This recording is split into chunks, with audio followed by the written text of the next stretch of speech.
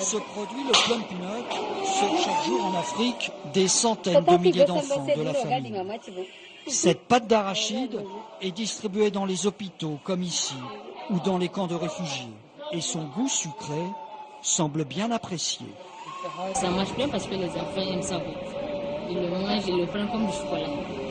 Cela fait maintenant des années que le plum peanut est distribué aux enfants en cas de malnutrition ou de famine. Ici à Niamey, l'UNICEF en achète chaque année pour 20 millions d'euros, soit le tiers de son budget au Niger. Preuve que le plum peanut est concluant. On peut dire que c'est un produit miracle, puisque si on le compare avec les produits qui étaient utilisés précédemment, comme le lait thérapeutique, il faut savoir qu'avec ce type de produit, un enfant, en fait, on peut le récupérer en 6 semaines, alors qu'avec les anciennes formules, les laits fortifiés, il fallait compter 2 à 3 mois. Et ce produit miracle est fabriqué ici, localement. Il s'agit d'une pâte énergétique à base d'arachide, prête à l'emploi.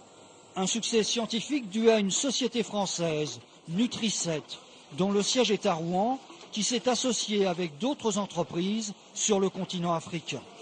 Cette usine compte déjà une centaine de salariés, tous nigériens.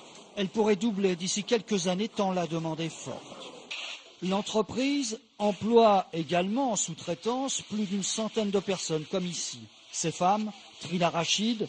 Pour la plupart d'entre elles, c'est une aubaine, enfin la possibilité de trouver un travail. L'objectif, c'est de tout produire sur place à Niamey. Ainsi, l'on dépasserait l'image traditionnelle des Occidentaux livrant un produit tout fait aux Africains. L'usine du Niger fait déjà école. Cette réussite médicale n'est donc pas simplement une réussite française, elle permet aussi le développement économique du Niger.